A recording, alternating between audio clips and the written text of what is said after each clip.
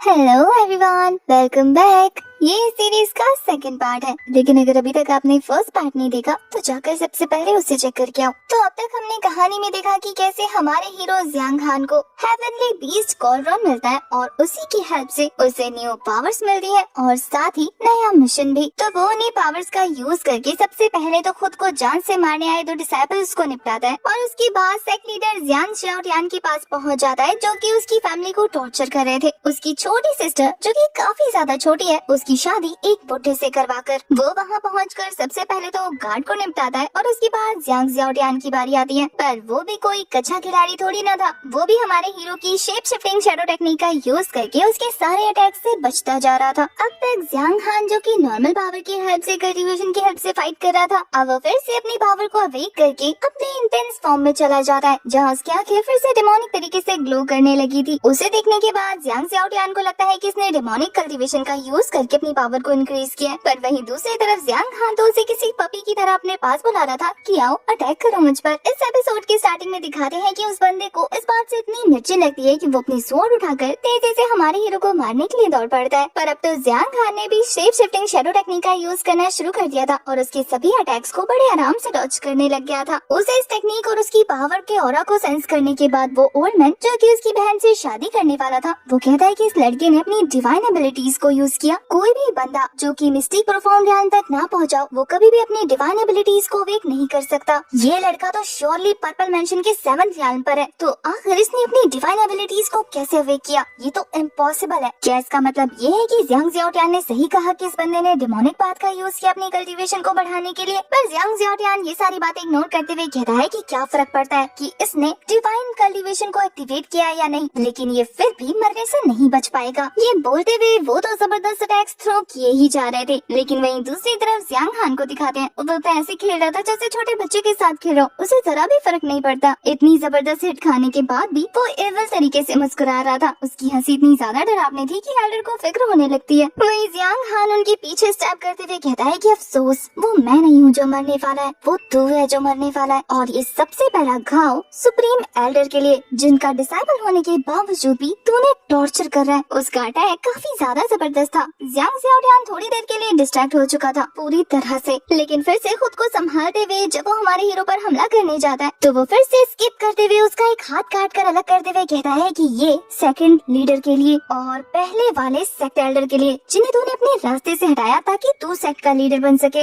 उसका अटैक इतना ज्यादा फास्ट था कि बेचारे जियांग शाओटियान को संभलने का मौका नहीं मिलता और उसका बाजू कट कर अलग हो चुका था और अब तो वो हमला भी नहीं कर सकता। उसके इस खतरनाक मूव को देखने के बाद वहाँ बाकी जो मौजूद थे उन सभी की आंखें फटी की फटी रह जाती है। पर जियांग शाओटियान हार नहीं मानने वाला था। वो अपने दूसरे हाथ से अपनी एनर्जी रिलीज करके स्लैशेस लगाना शुरू कर देता है। उसके अटैक से उसका एग्रेशन साफ देखा जा सकता था, क्योंकि वो बिना ब्रेक लिए लगातार हमले पे हमला किए जा रहा था। और ये देखने के बाद जियांग हान भी लाइक, क्या हुआ, अभी से थक गए? अब उसकी बात ये तो जैसे जले पर नमक का काम कर रही थी। ये बंदा गुस्से से तमतमा कर अपने किलिंग इंटेंट को रिलीज करना शुरू कर चुका था और अब वो भी अपनी डिवाइन एबिलिटीज को वेक करने के बाद, जिसे देखकर सब लोग हैरान थे, ब्लैक ड्रैगन इमर्जेस पावर का अटैक करता है। इस अटैक का प्रेशर इतना ज्यादा था कि वहाँ मौजूद सभी के लिए खड़ा होना ऑलमोस्ट मुश्किल था। वहीं इसके प्रेशर से हिट होने के बाद जियांग हान भी स्लाइड करते हुए काफी पीछे हट जाता है। पर फिर वो खुद को संभालते हुए कह रहा था कि तुम्हारी अल्टीमेट पावर सिर्फ ये है जो कि मुझे बस थोड़ा सा पीछे धकेल पाई। अफसोस, ये मेरे किसी काम का नहीं। ये बोलकर वो एक ऐसा स्लैश रिलीज करता है कि बेचारा हिट होने के बाद दोबारा उठने की हिम्मत नहीं कर पाता। वो तो जमीन पर गिरे पड़े ही कह रहा था कि ये इम्पॉसिबल है, आखिर तुमने मेरी डिवाइन एबिलिटीज को कैसे ओवरकम किया? पर जियांग हान तो उसकी तरफ आगे बढ़ते हुए कह रहा था कि इतने सालों में तूने मुझे और मेरी बहन को सिर्फ अब्यूज ही किया है। उस वक्त जो तू हमारे साथ कर रहा था, तुझे एहसास नहीं हुआ कि आने वाले दिनों में तेरा क्या हाल हो सकता है? पर जियांग शाओटियान बहुत ज्यादा मोटी चमड़ी का इंसान है। वो कहता है कि मुझे मारने का सपना तेरा सपना ही रह जाएगा। और ये बोलकर जमीन पर इतनी जबरदस्त तरीके से पंच मारता है। वहाँ पर एक छोटा सा विस्फोट हो गया था, जिससे हमारा जियांग हान थोड़ा सा पीछे हट जाता है और इसी मौके का फायदा उठा आकर जियांग जियाओडान एक डेमोनिक पिल्स को एब्जॉर्ब कर चुका था, जिससे उसकी पावर काफी बढ़ चुकी थी और वो किसी पागल जानवर की तरह उसके ऊपर हमला करने के लिए उस पर झपट पड़ता है। पर उसे गुर्राता देखकर जियांग खान उसे ब्लॉक करते हुए कह रहा था कि मौत के लिए लड़ रहा है, पर अफसोस ये सब करने का कोई फायदा नहीं, बस एक आखिरी ब्लेड और उसके बाद तेरा खेल हमेशा हमेशा के लिए खत्म। ये बोलने के बाद वो उसे हवा में उड़ाता है और एक जबरदस्त तरीके से कट लगाता है। उसका ये मूव बहुत ही ज्यादा हीरोइक था। देखते देखते जियांग जियाओडान की बॉडी में से चीथड़े निकलने शुरू हो चुके थे, पर ये खतरनाक अटैक करने के बाद उसकी पूरी बॉडी डिस्ट्रॉय हो जाती है। बस बॉडी का छोटा सा हिस्सा रह जाता है और उसकी सारी एसेंस उसके उस हिस्से के अंदर एंटर होना शुरू हो जाती है, जिसे देखकर वहाँ मौजूद वो बुढ़ा कहता है कि ये तो लाइफ प्रोटेक्टिंग तिलिस्मान है ना। इस तिलिस्मान के बारे में ये कहा जाता है कि जिस किसी के पास ये हो और उसे इस्तेमाल करना आता हो, वो किसी को भी मारने के बाद उसकी विटल पार्ट को हमेशा हमेशा के लिए जिंदा रख सकता है। और जियांग जियाओडान अपने इस छोटे से हिस्से को जिंदा रखकर अपनी पूरी बॉडी को वापस से रिग्रो कर सकता है। वो तो खुश होते हुए बता रहा था कि जियांग फैमिली के पास ऐसे ऐसे ट्रेजर है जिनके बारे में किसी को कुछ नहीं पता। और किस्मत की बात तो देखो, मैं अपनी बॉडी को फिर से जनरेट कर सकता हूँ, तो इसका कुछ नहीं कर सकता बच्चे। पर जियांग खान तो मिनटों में ही उसके प्रोसेस को बीच में रोककर उसके मुंह को अपने पाँव से दबाने लग गया था। और ये देखकर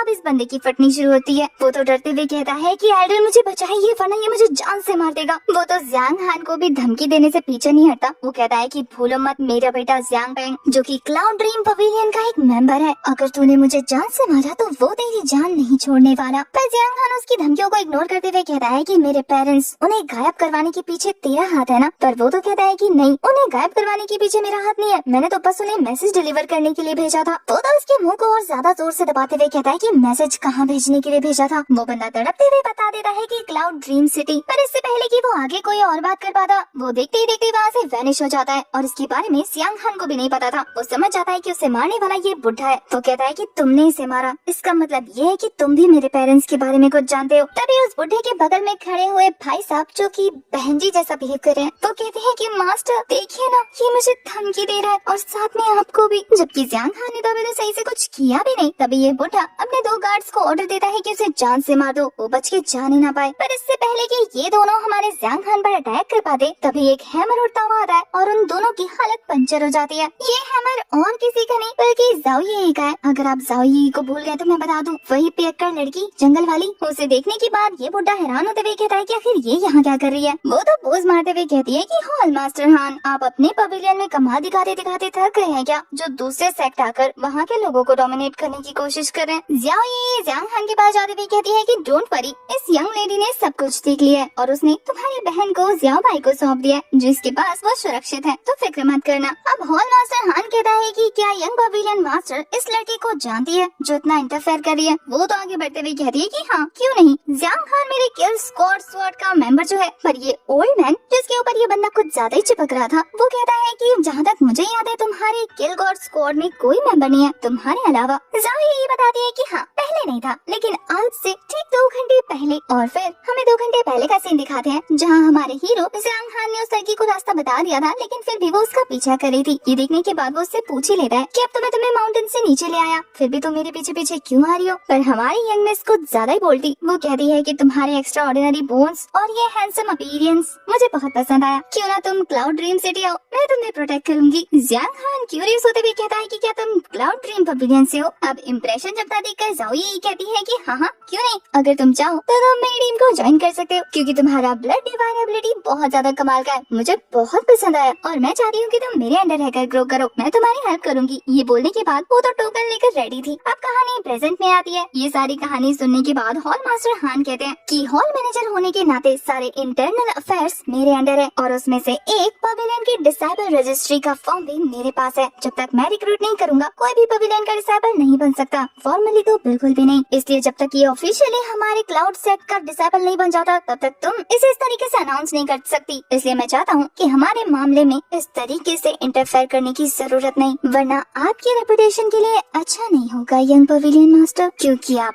रूल ब्रेक कर रही हैं। अब इतनी बड़ी बड़ी बातें कहाँ मैडम सुनने वाली थी। वो तो अपनी कल्टीवेशन शो करते हुए कहती है कि कुछ ज्यादा ही जबान चल गई है आजकल तुम्हारी। तुम्हें पता है ना कि मैं इतनी बकवास किसी की सुनती नहीं हूँ, बिना किसी रीजन के तो बिल्कुल नहीं। और पवेलियन मास्टर होने के नाते ये रूल्स मैंने बनाए हैं और तुम मेरे ही रूल्स को मुझ पर थोप रहे हो। ये बोलकर बंदी गुस्से में अपना हैमर लेकर लग जाती है हॉल मास्टर हान पर हमला करने के लिए। बेचारे वो भी अपनी पावर से वहाँ पर बैरियर बना चुके थे इस अटैक को ब्लॉक करने के लिए, पर अटैक सच में काफी ज्यादा तगड़ा था। आसपास की तो जमीन ही शेक करनी शुरू हो चुकी थी। बेचारे हॉल मास्टर हान तो जमीन के नीचे धंस चुके थे और वहीं ये भाई साहब जैसी बहन जी डर के मारे कोने में दुबक जाती है। और अब ना चाहते हुए भी हमारे जाओ यही के पूछने पर कि अब आप क्या कहेंगे, उसने दांत पीसते हुए कहना पड़ता है कि यंग मास्टर जैसा आप कहें। वो तो खुश होते हुए अपने वेपन को अपने कंधे पर लगाकर कहती है कि देखा, मुझे लोगों को कन्विंस करना बहुत अच्छे से आता है, तुम खामखा ही बात को खींच रहे थे। वैसे अगर तुम्हारे कोई और डाउट्स हो तो मैं क्लियर कर सकती हूँ, वरना तो तुम हार्ड वर्क करते रहना। ओके, जब मैं पूरी तरह से पवेलियन लीडर बन जाऊंगी तो फिर मैं तुम्हें एल्डर बना दूंगी। ओके,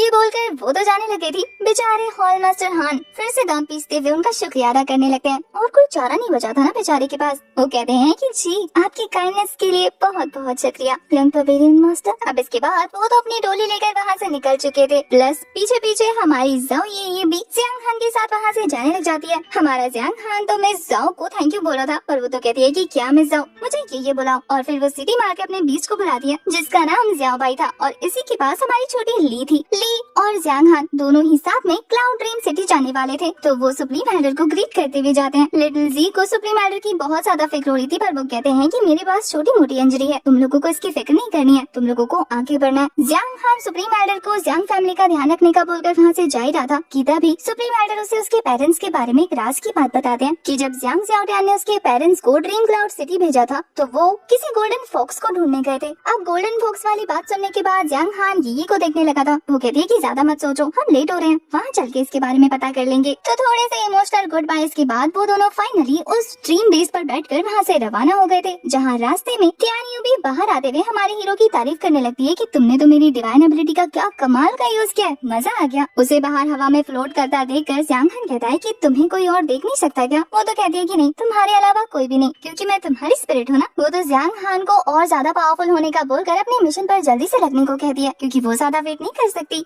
अपने सफर को कंटिन्यू रखते हुए वो सभी लोग फाइनली क्लाउड ड्रीम सिटी पहुंच जाते हैं, जहां जाने के बाद लिटिल ली काफी ज्यादा एक्साइटेड लग रही थी। उसे ये सिटी बहुत पसंद आती है, तो जाओ ये उसे बताती है कि ये सिटी अमेजिंग क्यों ना हो भला। तुम जानती हो cloud dream city heavenly fox mountain range की सबसे लार्जेस्ट सिटीज में से एक है। वहीं सिटी के मार्केट में पहुंचने के बाद टियानियो को आसपास की चीजें इतनी अट्रैक्ट करती है ना, खाने वाली, वो उन्हें हथियाने की कोशिश कर रही थी, लेकिन फिजिकल फॉर्म ना होने की वजह से वो कुछ भी छू नहीं पाती। तो स्लोमड़ी की कहानी तो आपको पता ही होगी ना, जो अंगूर खाने की बहुत कोशिश करती है लेकिन नहीं मिलता तो कहती है अंगूर खट्टे हैं। उसी तरीके से टियानियो भी लाइक ये सारी चीजें इतनी भी अच्छी नहीं। ये बोलने के बाद कोशिश तो बहुत करती है कि वो उन खाने की चीजों से दूर हट जाए, लेकिन फिर चाहते चाहते उनकी खुशबू से अपना पेट भरने लगती है, ये कहते हुए कि एक बार मुझे मेरी फिजिकल फॉर्म मिलने दो, उसके बाद तो 100 चीजें खाऊंगी दिन में। उसके बाद जाओ ये उन सभी का ध्यान खींचते हुए उन्हें क्लाउड सिटी माउंटेन का सीन दिखाती है, ये कहते हुए कि वहाँ पर मेरी फैमिली और सभी एल्डर्स रहते हैं। वहाँ की स्पिरिचुअल एनर्जी को सेंस करने के बाद टियानियो बताती है कि ये हेवनली बीस्ट कॉल्ड्रन जितनी तो पावरफुल नहीं है, लेकिन फिर भी यहाँ की स्पिरिचुअल एनर्जी बहुत ज्यादा अच्छी है, तुम्हारी कल्टीवेशन में बहुत काम आएगी। वहीं छोटे ली को फिक्र हो रही थी कि वो लोग कहाँ पर रुकने वाले हैं। थोड़ा सोचने के बाद जाओ ये उन्हें खंडर जैसी जगह पर ले जाकर कहती है कि हम लोग किल गॉड स्कोर पवेलियन में रहने वाले हैं। उस जगह को देखने के बाद टियानियो, जो कि उल्टे लटकी पड़ी थी, वो कहती है कि ये जगह किसी भूतिया महल से कम नहीं लग रही है। एक पवेलियन मास्टर होने के बावजूद भी ये तुम लोगों को इस टूटे फूटे खंडर में रखने के लिए लाई है। पर जियांग हान को इस टूटी फूटी जगह से कोई प्रॉब्लम नहीं थी। वो कहता है कि एटलीस्ट उसकी छोटी बहन यहाँ पर सेफ तो है, कोई उसे बुली तो नहीं करेगा ना।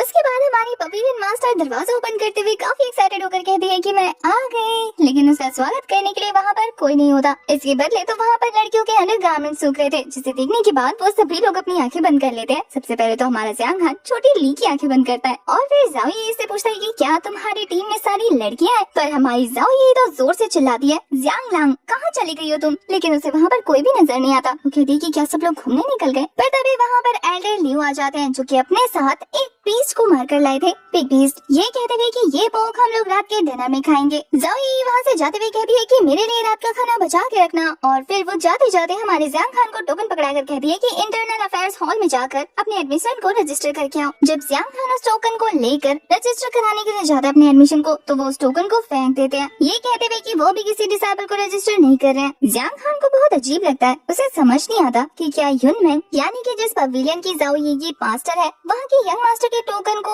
ये लोग कंसीडर नहीं करते हैं क्या? इसका तो यही मतलब है कि युनमैंग का ज्यादा कंट्रोल नहीं है क्लाउड ड्रीम पवेलियन में। जिस बंदे ने ज़ियांग हान का टोकन फेंका था वो कहता है कि अपनी कल्टीवेशन चेक की है तूने, पर्पल मैंशन के 7th लेवल पर है और यहाँ पर आ गया कॉम्बैट हॉल को ज्वाइन करने के लिए। बच्चे गिव अप कर और यहाँ से चलता बन, तेरी यहाँ पर कोई जगह नहीं है। उस बंदे की बातें सुनने के बाद लिटिल ली को काफी ज्यादा बुरा लग रहा था। वो ज़ियांग हान से कहती है कि ब्रदर अगर आप यहाँ पर ज्वाइन नहीं हो पा रहे हो तो कोई दिक्कत की बात नहीं है, मेरे लिए इन लोगों से ह्यूमिलेट होने की कोई जरूरत नहीं, आप जहाँ जाओगे मैं आपके साथ वहीं चलने लगूंगी। ज़ियांग हान को अपनी सिस्टर की ऐसी बातों पे बहुत प्यार आ रहा था। वहीं दूर से टियानियो कहती है कि क्या तुम गिव अप कर दोगे इतनी आसानी से? वैसे यहाँ टियानियो को ऐसा लग रहा था जैसे कि ज़ाओ यी की मदर का यहाँ पर ज्यादा कंट्रोल है उसके पावर के मुकाबले, या फिर ऐसा भी हो सकता है कि ज़ाओ यी की मदर की यहाँ पर कोई रिस्पेक्ट न हो, इस वजह से उसको भी कोई नहीं मानता हो। दो पॉसिबिलिटीज थी जिनके ऊपर वो थोड़ा सा गौर करने को कहती है। वहीं ज़ियांग हान गिव अप करने को बिल्कुल तैयार नहीं था। वो कहता है कि उसके पेरेंट्स के डिसअपियर होने के पीछे क्लाउड ड्रीम पवेलियन का ही हाथ है और वो इतनी आसानी से गिव अप नहीं करेगा क्योंकि उसे अपने पेरेंट्स को ढूंढना है। वो जानता है कि वो जिंदा है और कहीं न कहीं फंसे हुए हैं। ये सारी बातें सोचते हुए वो ड्रीम क्लाउड पवेलियन को देख रहा था तो वो बंदा कहता है कि ओए देख क्या रहा है यहाँ। वो तो ज़ियांग हान को कुत्ते से कंपेयर कर चुका था, ये कहते हुए कि अब तू क्या घर के बाहर बैठकर पहरे देगा अपनी इन दो मोटी मोटी आंखों से। पर ज़ियांग हान तो उसे ज्ञान देते हुए कहता है कि शायद तुम वो कहावत भूल गए हो कि ज्यादा बकबक करने वाले सबसे पहले मुसीबत को अट्रैक्ट करते हैं। शायद ये कोई चाइनीज कहावत होगी। टियानियो का भी पारा हाई हो चुका था। वो तो ज़ियांग हान से कहती है कि इसे तो पीटना चाहिए, तुम देख क्या रहे हो, इसको ना इतनी जोर जोर से मुक्का मारना कि यह याद रखे। पर दूसरी तरफ से वो बंदा हाई हो जाता है। वो कहता है कि तेरी हिम्मत कैसे हुई मुझे लेक्चर देने की, तू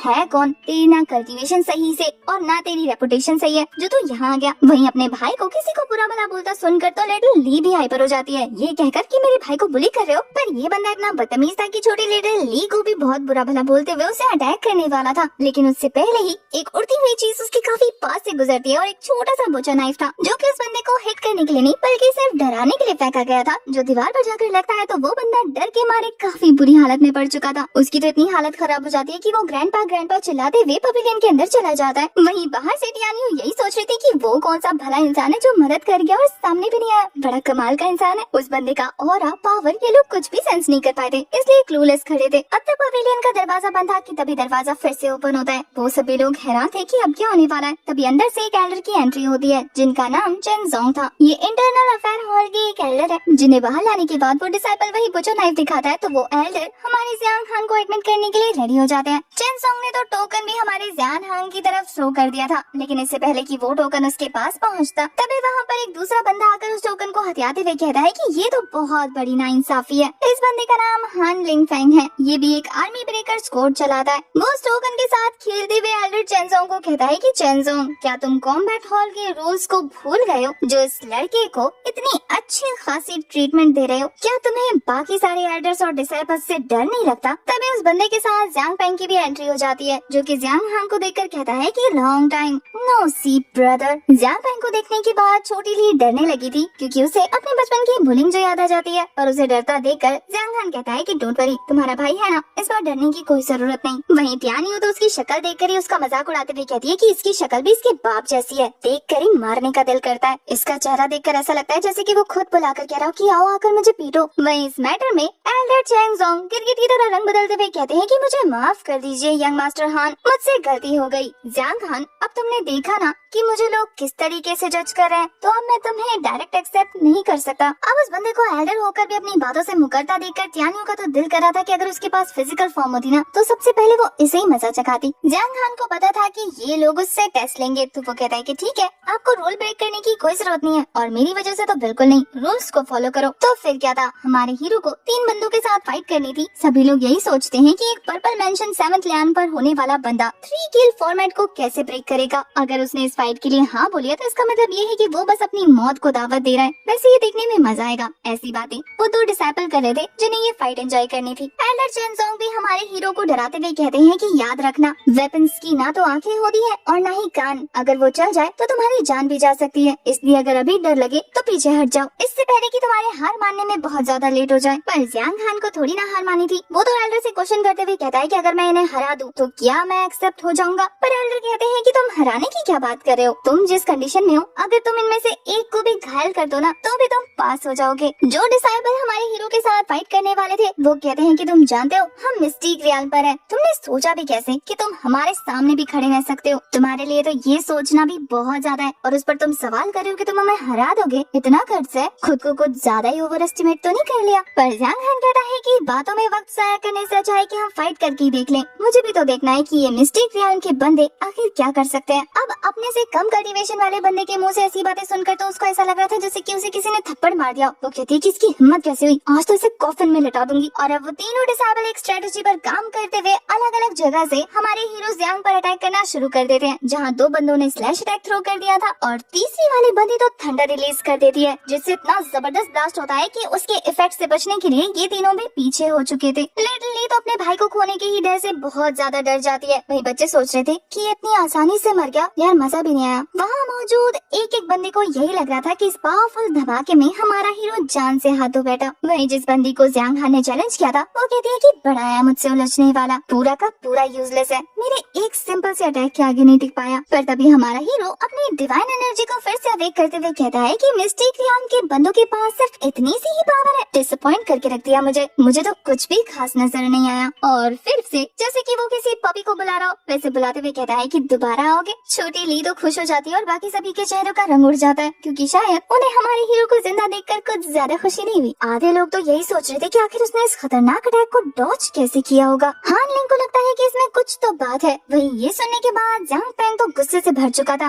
वो अटैक करने वाला था उस पर डायरेक्टली, पर हान लिंग के मना करने पर वो वहीं रुक जाता है। पर अपने गुस्से को शांत किए बिना वो उन बाकी तीनों डिसाइपल से कहता है कि खड़े खड़े मुंह क्या देख रहे हो, अटैक थ्रो करो उस पर। अब तो वो तीनों मिलकर डबल किल अटैक करने वाले थे, जिसकी एनर्जी बहुत ज्यादा जबरदस्त थी, सीधा आसमान में जा रही थी। पर जियांग हान अभी भी काफी ज्यादा रिलैक्स था। अपनी डिवाइन टेक्निक को यूज करते हुए वो फिर से शेप शिफ्ट करते हुए एक जगह से दूसरी जगह टेलीपोर्ट होने लगा था। और ये देखकर जियांग पेंग के लाइक अपने फादर की तरह इसने डिवाइन टेक्निक कब सीखी? वो जियांग हान के ओपोनेंट से कहता है कि अगर तुमने इस ड्रेस को यहाँ से नहीं निकाला तो फिर मैं तुम लोगों से पर्सनली लड़ूंगा। मिस्टिक प्रोफाउंड रियल पर होने के बावजूद भी तुम तीनों से एक बंदा नहीं संभाला जा रहा। उन तीनों को तो समझ नहीं आ रहा था कि उन्हें क्या करना चाहिए, क्योंकि हमारा हीरो तो बस लगातार स्केप पे स्केप हो रहा था। अब तो जियांग हान उनकी नजरों के सामने भी नहीं था। ये देखकर वो लड़की डरती हुई कहती है कि आखिर ये कहाँ गया? तभी वो उसके पीछे अपीयर होते हुए कहता है कि मिस, क्या तुम मुझे ढूंढ रही हो? डर के मारे तो उसकी आत्मा बाहर आने वाली थी। इसके बाद तो जियांग हान उसे रिएक्ट करने का मौका नहीं देता, बल्कि एक पंच क्रिएट करते हुए उसे पीछे से इतनी जबरदस्त तरीके से हिट देता है ना, बेचारी उड़ते उड़ते गिर जाती है जमीन पर मुंह के बल। और फिर जब दूसरा वाला बंदा उस पर अपनी स्वॉर्ड से हिट करने के लिए आता है तो वो फिर से शेप शिफ्ट करते हुए उसके पीछे पहुंचकर उसके हाथों की हड्डियों को चकनाचूर करने लग गया था। बेचारा जोर जोर से तड़पता है क्योंकि उसके हाथों की हड्डियां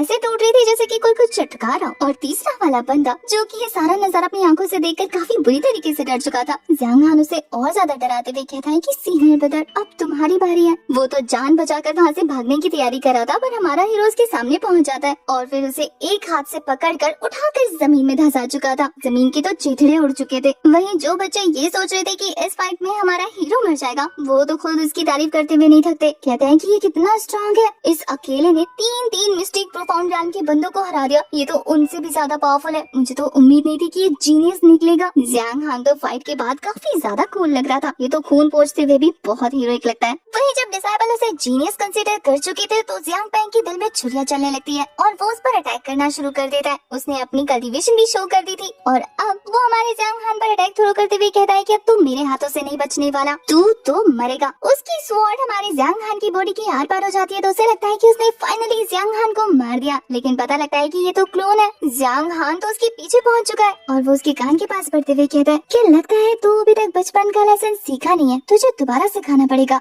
और फिर इतनी जोर से थप्पड़ मारता ना उसके सारे दांत बाहर आ जाते हैं और बेचारे का मुंह सूज कर पराठे जैसा हो जाता है। किसी ने लिप फिलर का नाम सुना है? इस बंदे को देखकर ऐसा लग रहा था जैसे कि इसने 40-50 बार करवा लिया। अपने मुंह को संभालते हुए कह रहा था कि मेरा मुंह, इसे क्या हो गया। वहीं जियांग हान उसी की तरफ आगे बढ़ते हुए कह रहा था कि अगर ये सेक्ट रूल की बात ना होती ना तो अब तक तुझे जिंदा ज़ॉम्बी बना चुका होता। जियांग पेंग ने तो अभी तक भी हार नहीं मानी थी। वो तो फिर से उसे डराने लग जाता है, लेकिन हान लिंग उसके पास पहुंचकर कह रहा था कि तुझे इतना एम्बैरस होकर अभी तक सुकून नहीं पड़ा और होना चाहता है क्या। फाइनली हान लिंग को देखने के बाद ये बंदा शांत हुआ था। वहीं जियांग हान ने रूल को अच्छे से फॉलो किया था, इसलिए वो आगे बढ़ते हुए सुपरवाइजर चेनसोंग से कहता है कि क्या अब मैं पास हो चुका। अब उसने सारे रूल्स फॉलो किए थे तो चेनसोंग भी उसे नहीं रोकने वाला था, तो वो उसे उस टोकन के साथ पिल की बोतल और एक कल्टीवेशन बुक प्रोवाइड करते हुए कहता है कि सेक्ट रूल के हिसाब से पवेलियन की तरफ से तुम्हें ये स्टडी मटेरियल प्रोवाइड किया जाना था, जो कि मैंने कर दिया, और इस बुक में तुम्हें पवेलियन के रूल्स के बारे में भी पता लग जाएगा, इसलिए अच्छे से पढ़ना।